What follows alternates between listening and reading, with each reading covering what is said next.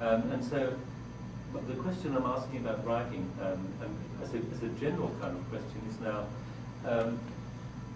if writing occurs, generally speaking, always in multimodal ensembles of this kind, where maybe the visual is more dominant than the linguistic, via image or via other kinds of things, maybe writing begins to resume its visuality, which it had when it, long ago when it was hieroglyphics, and the visual in the writing becomes more important. If my punctuation appeared on the card, it would look messy. Yeah? It would look fussy. It would be too much. So other kinds of considerations override. The visual kind of considerations of not making it look fussy or messy override the linguistic consideration of appropriate punctuation. So linguistically, you've got kind of punctuation which is syntactic. Punctuation for me is a form of framing. A linguistic framing, syntactic framing, but you've also got visual framing, which is quite different. It treats writing as a visual entity, as a graphic entity in that sense. Now you could go back and say some more about the card. You know, you could talk about this sort of logo, emblem kind of thing. And you could talk, as I was interested in, talk about the colour. Why is it that kind of green? What? It's a natural product and therefore it's green. Yeah. But maybe also, if it, okay, it could be a natural product, it could be brownish, couldn't it?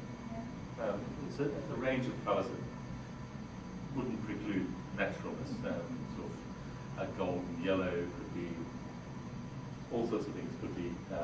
So that's a possibility, but it's green. I sort of think.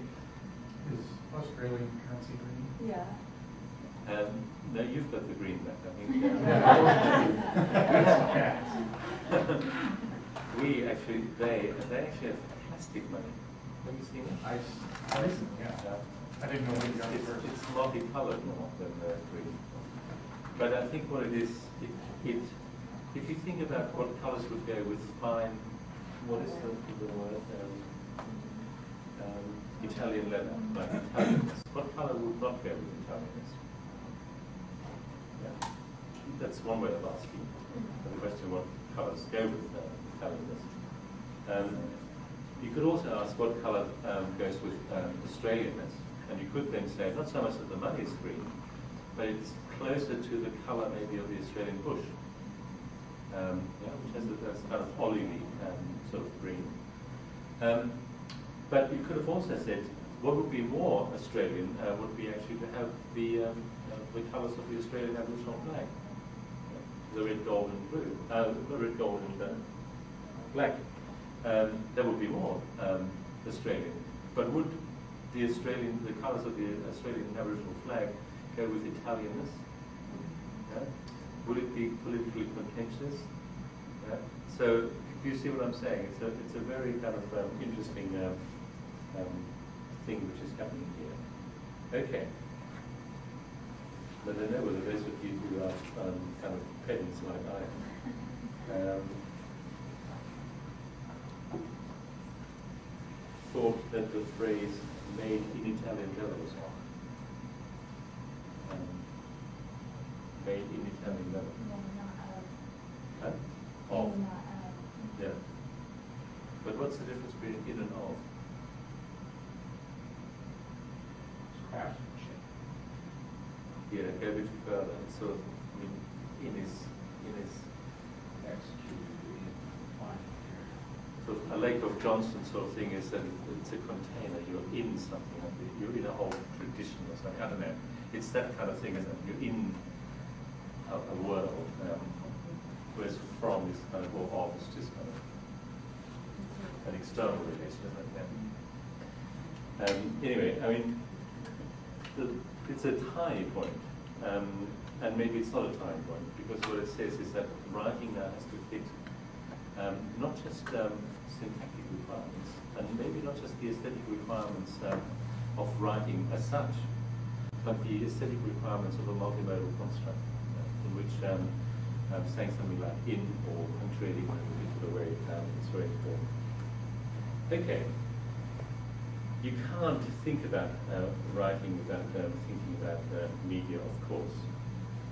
And the big opposition at the moment is, in terms of site of appearance, the page versus the screen. And maybe the possibility that the screen is now the, mythically at least, but maybe even actually, dominant medium, whereas before the book might have been. But also, and I showed this example yesterday, the site of appearance. When you think about the book, we tend to say, you know, there's the 1935 book, and there's the 1988 book, and there's the 2001 book. And using the signifier book obscures the fact that the book has changed enormously in that period. The book of 1935 is entirely unlike the book of 1988 or the book of 2005. Now, the organization of the book, the meaning of the book, what happens in the book, is entirely different. So, for instance, have I got that here? Let's see. I have.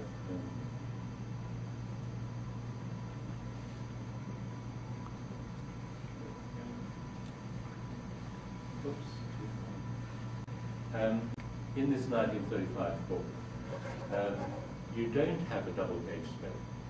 I mean, you have 2 pages when you open them, there are 2 pages, but the 2 pages have no significance, they have no semiotic significance. It's not as though these 2 pages ask you to read what is on these 2 pages as an entity, as a unit. Yeah, so that shift from this kind of book where you were asked to read a chapter as an entity and as a unit, and the chapter was spread over pages in a sense kind of randomly, like it just took 35 pages or it took 23 pages, but there wasn't a sense of these 2 pages being a significant entity.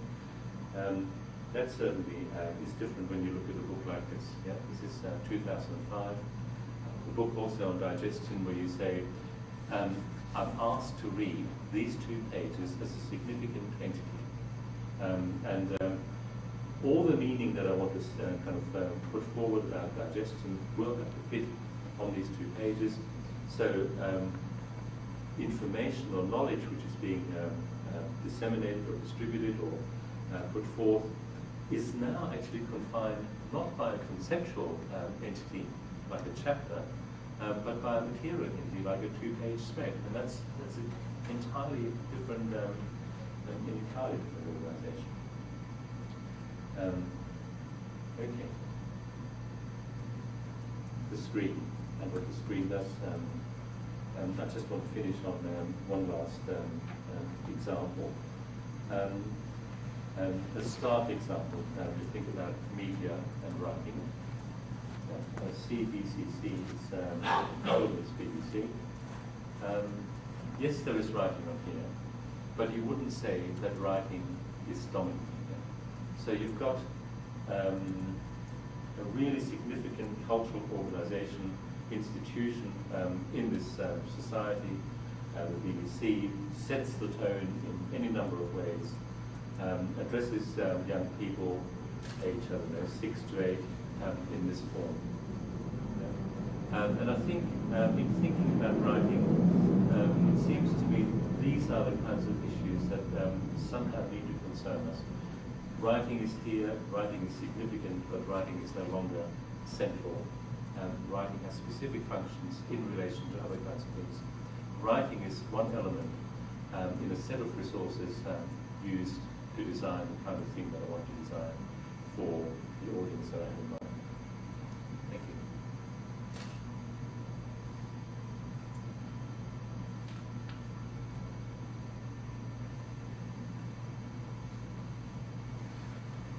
So, there we are.